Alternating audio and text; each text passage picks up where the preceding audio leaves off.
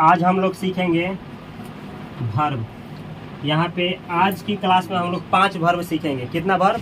5 verb. ये वो verb है जिसके बिना कोई भी आदमी इंग्लिश नहीं बोल सकता है। जैसे हैव का यूज होता ही है, हैज का यूज होता ही है, हैविंग का होता ही है, हैड का होता ही है, डू का होता ही है, डिड लगता ही है, डज लगता ही है।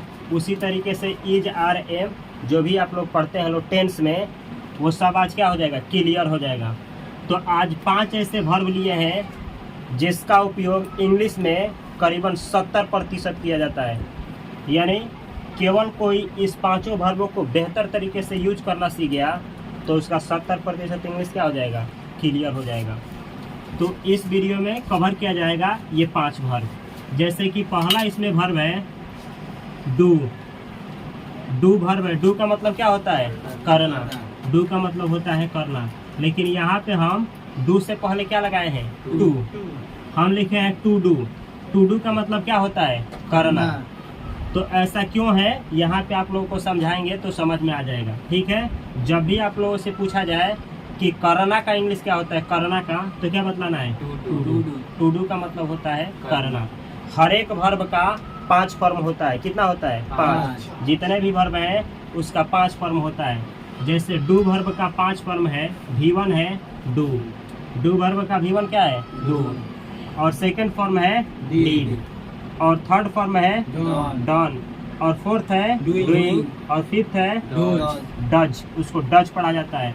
तो ये V1 का मतलब हुआ वर्ब का पहला रूप, पहला फॉर्म। V2 का मतलब वर्ब का दूसरा। और V3 यानी वर्ब का तीसरा फॉर्म। और V4 यानी वर्ब का चौथा फॉर्म। और V5 यानी वर्ब का 5वां फॉर्म। यानी हर एक वर्ब के कितने फॉर्म होते हैं? 5 फॉर्म होता है। कम से कम जितने भी वर्ब होते हैं मॉडल वर्ब को छोड़ करके सभी वर्ब के कितने फॉर्म होते हैं? 5 फॉर्म। ठीक है। अब 5 फॉर्मों को जानना इंग्लिश में कंपलसरी हो जाता है सीखने के लिए। तो ये पहला वाला समझ में आ गया है ना। दूसरा देखा जाए टू हैव। हैव वर्ब है जिसका हिंदी मीनिंग होता है रखना। हैव का मतलब क्या होता है? रखना। क्या रखना? कोई वस्तु रखना। जैसे हमारे पास मार्कर है। जैसे जब भी कहना हो कि मेरे पास एक मकान है, मेरे पास मार्कर है, मेरे पास फ़ोन है, चाहे हम लोगों के पास 2 हाथ हैं, हम लोगों के पास 2 आंखें हैं, चाहे मेरा एक भाई है, मेरा एक बहन है, इस तरीके का सेंटेंस जब भी बनाने को आएगा तो उसमें किस वर्ब का यूज होगा? हैव का। हैव का, इस हैव वर्ब का यूज होगा। तो जो हैव वर्ब का 5 फॉर्मों को जानता है उसके लिए इस तरह का सेंटेंस बनाना बहुत इजी हो जाएगा। जैसे टू हैव का मतलब क्या होता है? रखना। कोई भी चीज़ अपने पास रखना। जैसे हैव वर्ब का V1 होता है हैव। क्या होता है? हैव। और V2 होता है हैड। और V3 भी होता है हैड। और V4 होता है हैविंग। और V5 होता है हैज। तो ये रहा है वर्ब का 5 फॉर्म। V1 है have, had, had, having, has. ये किस वर्ब का फॉर्म है? हैव का।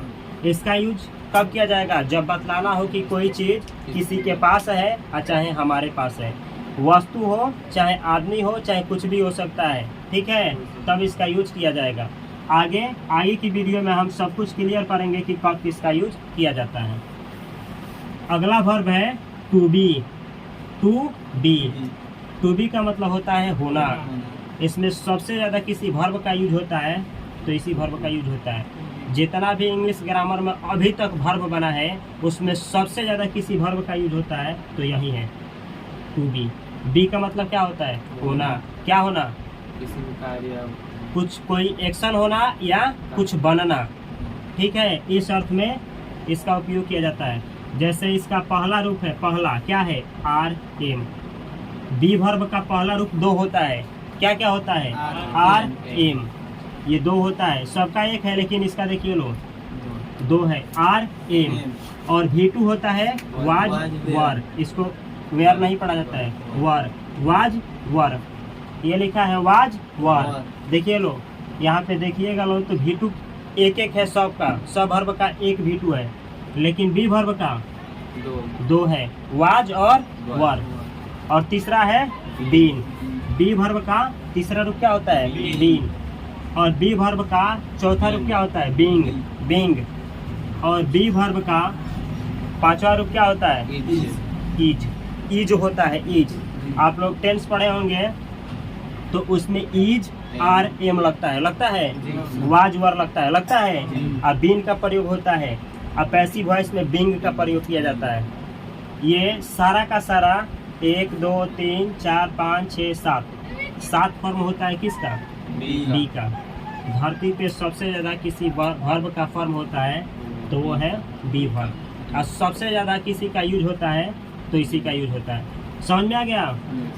अब इसका यूज आगे कैसे किया जाएगा सब कुछ आप लोग सीखेंगे लोग। अगला वर्ब है टू नीड।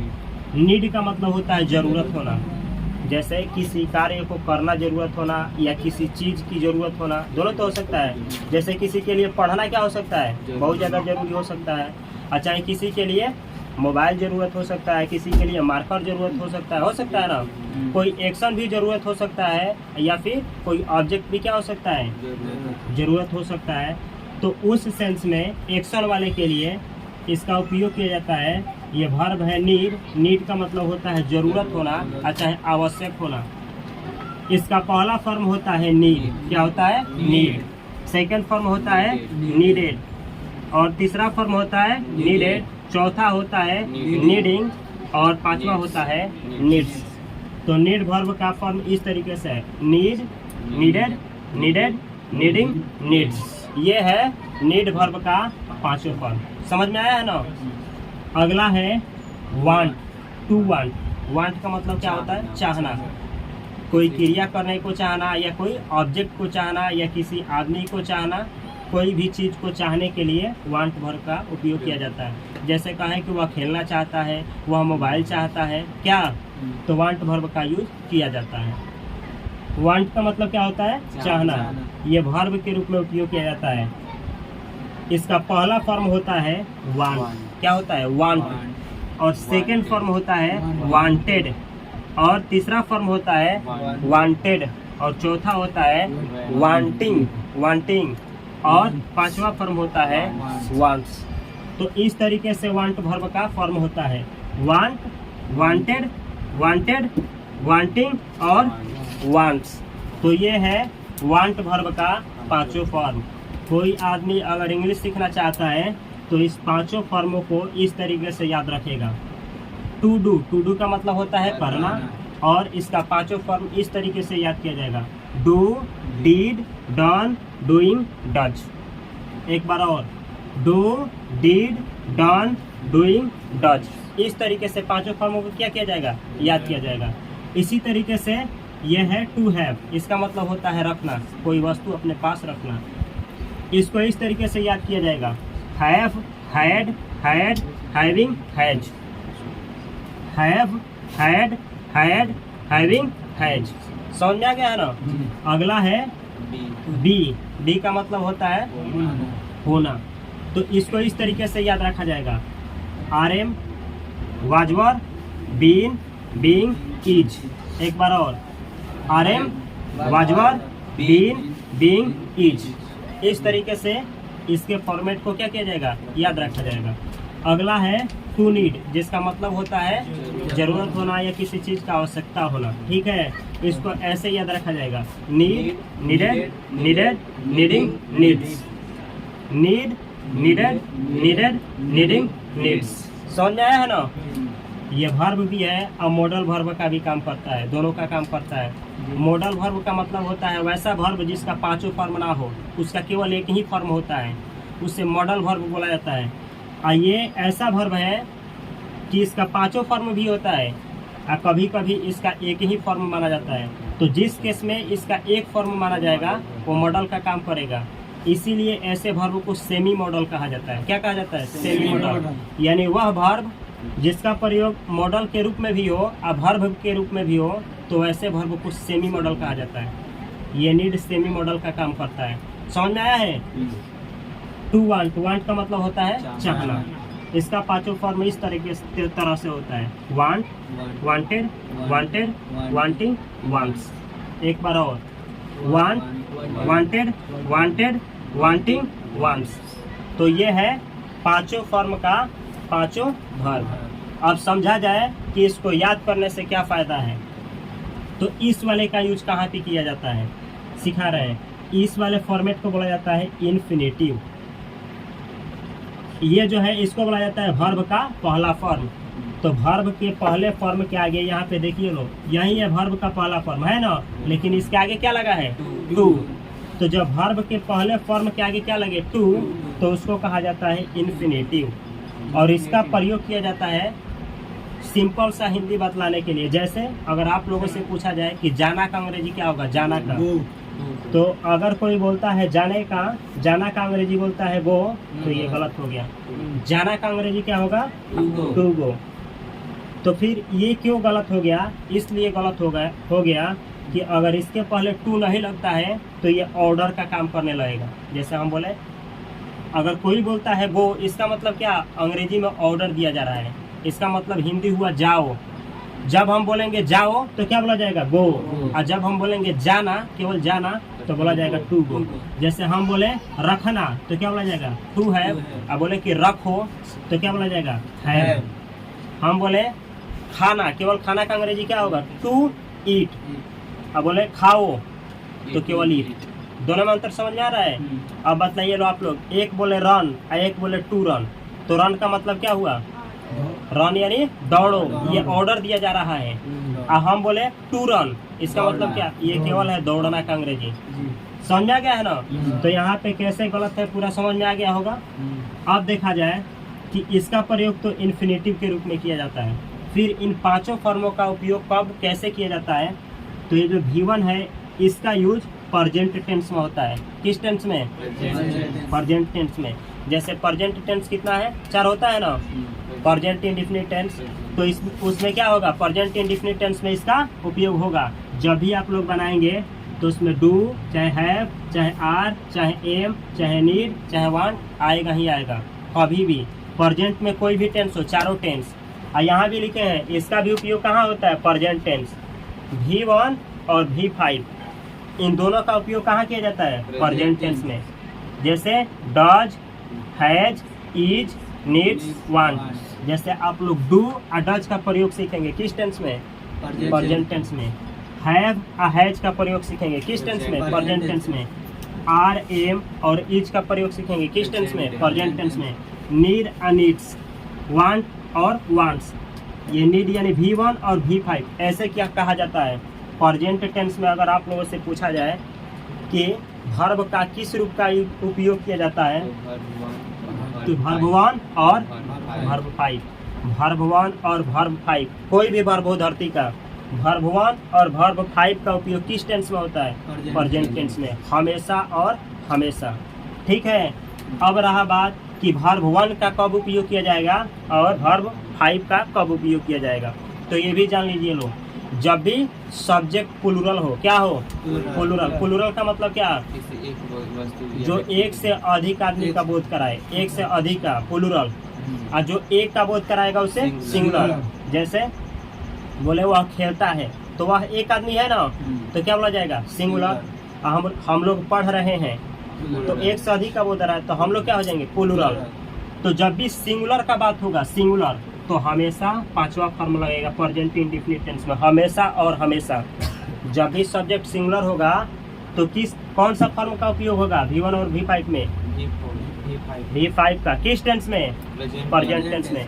और जब सब्जेक्ट आपका प्लूरल हो गया तब क्या आएगा, V1 का। अब हम आप लोगों से पूछते हैं, आई प्लूरल होता है तो आई के साथ डू लगेगा हमेशा कि डज लगेगा, बोलिए लो। आई प्लूरल होता है तो आई के साथ में डू लगेगा कि डज लगेगा, डू लगेगा हमेशा और हमेशा। यू प्लूरल होता है, यू क्या होता है, प्लूरल, तो यू के साथ डू लगेगा कि डज लगेगा, डू लगेगा। अच्छा, यू के साथ हैव लगेगा कि हैज लगेगा, हैज, हैव, क्योंकि हैव क्या, क्योंकि यू क्या होता है, प्लूरल। यू के साथ इसमें से कौन लगेगा, आर लगता है। ठीक है, ये वाला इज कभी नहीं लगेगा। नीड लगेगा यू के साथ कि नीड्स, नीड। वांट लगेगा कि वांट्स, वांट। अच्छा, एक सिंगुलर सब्जेक्ट लेते हैं, जैसे ही मतलब वह होता है क्या, जैसे वह खेलता है, तो ही के साथ में बतलाना है कि ही के साथ में डू लगेगा कि डज लगेगा? डज लगेगा। अगर इन दोनों वर्ब में लगाना हो हैव हैज में तो क्या लगेगा? हैज। और इसमें और इज लगाना हो तो क्या लगेगा? इज लगेगा। नीड और नीड्स में लगाना हो नीड्स। वांट और वांट्स में लगाना हो तो वांट्स। अब समझ में आया ना कि वर्ब का पहला फॉर्म क्यों जानना जरूरी है और वर्ब का पांचवा फॉर्म जानना क्यों जरूरी है। समझ में आ गया है? अब समझा जाए इन तीनों के बारे में। ये तो यहाँ पे हम लिखे हैं पास्ट इंडेफिनिट। पास्ट इंडेफिनिट का मतलब होता है पास्ट पार्टिसिपल लिखे हैं। Past participle. पास्ट पार्टिसिपल का मतलब सॉरी यहाँ पे लिखे हम past indefinite. Past indefinite. Past indefinite का मतलब हुआ कि इसका उपयोग किस टेंस में होगा? पास्ट इंडेफिनिट टेंस में। जब भी पास्ट इंडेफिनिट टेंस बनाना हो तो वहाँ पे V2 का यूज होगा। V2 में मतलब किसका? डीड का। क्या? डू के लिए क्या लगेगा? डीड। हैव के लिए हैड। डी के लिए यही दोनों या तो वाज लगेगा या तो वर लगेगा। और नीड लगाना हो तो पास्ट इंडेफिनिट के लिए नीडेड। और वांट लगाना हो तो वांटेड। समझ में आया है ना? अब ये समझा जाए वर्ब का तीसरा फॉर्म। इसके लिए हम लिखे हैं पास्ट पार्टिसिपल। पास्ट पार्टिसिपल का मतलब होता है कि इसका प्रयोग परफेक्ट टेंस में किया जाएगा। किस टेंस में? और परफेक्ट में तो 3 परफेक्ट होगा। एक प्रेजेंट का परफेक्ट होता है, एक पास्ट का भी परफेक्ट होगा, एक फ्यूचर का। तो इस तीनों परफेक्ट के लिए तीनों टेंस के परफेक्ट के लिए किसका उपयोग होगा? पास्ट पार्टिसिपल का। पास्ट पार्टिसिपल का यानी जब भी हम तीनों टेंस में से कोई भी परफेक्ट टेंस पढ़ाएंगे तो यही वाला फॉर्म लगेगा। डू के लिए क्या लगाएंगे? डन। हैव के लिए हैड। बी के लिए बीन। नीड के लिए नीडेड। और वांट के लिए वांटेड। समझ में आया है? अब समझा जाए लास्ट। ये चौथा क्या है? Present participle. प्रेजेंट पार्टिसिपल का यूज कंटिन्यूअस टेंस में किया जाता है। किस टेंस में? कंटिन्यूअस। अब कंटिन्यूअस टेंस भी कितना होता है? कंटिन्यूअस टेंस भी 3 होता है। एक प्रेजेंट का कंटिन्यूअस, पास्ट का कंटिन्यूअस और फ्यूचर का। तो तीनों कंटिन्यूअस टेंस पढ़ाया जाएगा। तो कंटिन्यूअस टेंस में केवल और केवल किस पार्टिसिपल का यूज होगा? Present participle. उसमें किसका? डू के लिए किसका यूज करेंगे? डूइंग का। हैव के लिए हैविंग का। बी के लिए बीइंग का। नीड के लिए नीडिंग का। और वांट के लिए वांटिंग का। तो इस तरीके से 5 फॉर्म आप लोग देख सकते हैं कि कितना उपयोगी है। इसके बिना कोई टेंस बन सकता है? नहीं, संभव नहीं है। तो इसलिए इस 5 फॉर्मेट को याद करना क्या है? जरूरी है। अब कुछ यहाँ पे हम लिखे हैं, यहाँ कुछ सेंटेंस लिखे हैं जो कि आप लोगों को समझना है। जैसे ये जितना भी सेंटेंस लिए हैं ये प्रेजेंट टेंस का है। किस टेंस का? Present tense. अब प्रेजेंट टेंस में प्रेजेंट इंडेफिनिट टेंस का है। प्रेजेंट इंडेफिनिट टेंस का। जैसे अब कैसे टेंस को पहचाना जाता है, टेंस कैसे बनाया जाता है, सब कुछ आगे सिखाया जाएगा। एक एक करके स्टेप टू स्टेप आगे बढ़ा जाएगा। वह करता है, पता नहीं है, बस वह करता है। तो वह का अंग्रेजी होता है ही। और करना का अंग्रेजी हम क्या लिखेंगे? डू लिखेंगे कि डज? डज। क्यों लिखेंगे? कि वह, हाँ, क्योंकि वह जो है सिंगुलर है इसीलिए लिखेंगे डज। अगर कोई यहाँ डू लिख दिया तो सेंटेंस क्या हो जाएगा? गलत, रॉन्ग हो जाएगा। ऐसे ही यहाँ देखिए लो, आप करते हैं तो आप प्लूरल होता है ना। तो आपका तो अंग्रेजी हो गया यू, लेकिन करने के लिए डू लगाएं कि डज? तो लगाएंगे क्या चीज? डू। क्यों लगाएंगे? क्योंकि हाँ प्लूरल है। प्लूरल के लिए ये वाला लगता है और सब्जेक्ट सिंगुलर हो तो ये वाला लगता है। क्या? इसी तरीके से वह रखता है, वह रखता है तो वह के लिए ही। और रखना वर्ब के लिए इसमें से ये लगेगा कि ये सिंगुलर है तो क्या लगेगा? हैज। तो लगाए हैं हैज। समझ में आ गया? इसी को प्लूरल में बनाए हैं। आप रखते हैं तो आप प्लूरल होता है तो आपका अंग्रेजी यू। अब रखना में ये लगाएंगे कि ये हैव। क्यों? क्योंकि आप जो होता है प्लूरल होता है इसीलिए इसके साथ क्या लगेगा? हैव। तो ये समझ में आ गया? अब ये देखा जाए, वह है, क्या है? वह है। कोई क्रिया नहीं है हो रही है तो केवल बिना क्रिया वाला बतलाना हो तो इजारेम का प्रयोग किया जाता है। ठीक है? जिसमें क्रिया ना हो उसमें इजाराम का प्रयोग किया जाता है, जो कि आप लोगों को सिखाया जाएगा। वह है तो वह के लिए अंग्रेजी क्या होगा? ही। अब इसमें से या इसमें से लगाना हो तो कौन लगेगा? वह के साथ इज। तो लगाए हैं इज। आप हैं तो आपका अंग्रेजी यू। आर के लिए इसमें से ये लगाना है, ये तो कौन लगेगा? आर। आर। ये एम किसके लिए लगता है? केवल और केवल आई के लिए। वह चाहता है, तो वह के लिए क्या होगा? ही। चाहना का ये लो, तो ये है, ये वाला है, कौन लगेगा? सिंगुलर सब्जेक्ट है तो वांट्स लगेगा। पांचवा फॉर्म ये वांट्स, वह चाहता है। आप चाहते हैं तो आपका अंग्रेजी क्या होगा? यू। चाहना का अंग्रेजी यही बचा है, ये और ये, तो कौन लगेगा? वांट। क्यों लगेगा? क्योंकि वह प्लूरल है, तो हुआ यू वांट। इसका हिंदी क्या हुआ? आप चाहते हैं, चाहे तुम चाहते हो, चाहे आप लोग चाहते हैं, चाहे तुम लोग चाहते हो, सबका अंग्रेजी यही होगा यू वांट। तो इसमें से किसी भी तरह का डाउट है, किसी भी तरीके का, तो पूछिए लो, हम बतला रहे हैं। कि समझ में आ गया है? समझ में आ गया ना पूरा?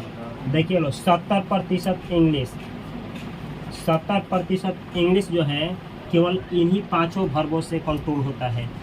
मतलब जितना इंग्लिश सीखना है जिसमें वर्ब लगेगा, उसमें सबसे ज़्यादा किसी वर्ब का यूज होता है तो 1, 2, 3, ये 3 जो वर्ब है इसी का यूज होता है। जैसे डू का, डिड का, डन का, डूइंग का, डज का, हैव का, हैड का, हैड का, हैविंग का, हैज का। ईज आर एम में आता है, जैसे are, am, was, were, been, being और is. Need, needed, needed, needing, needs. Want, wanted, wanted, wanting, wants. तो ये है आज का क्लास। ये क्लास कैसा ठीक लगा? समझ में आया टोटल ना?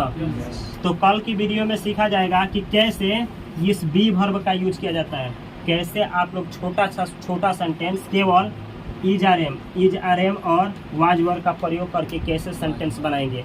ऐसा सेंटेंस बनाया जाएगा जिसमें कोई क्रिया नहीं होती है। जैसे हाथ पर मारकर है, इसमें कोई क्रिया हो रहा है? नहीं, हाथ पर मारकर है।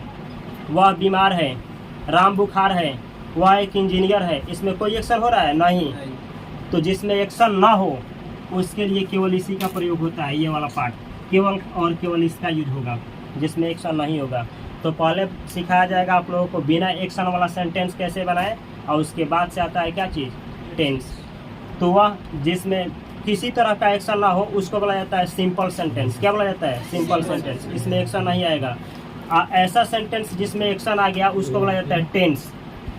उसको क्या बोला जाता है? टेंस। तो पहले आप लोग सीखेंगे सिंपल सेंटेंस, और उसके बाद आप लोग सीखेंगे टेंस, और उसके बाद से उसका आता है पैसिव वॉइस, और उसके बाद से पढ़ा जाएगा मॉडल्स।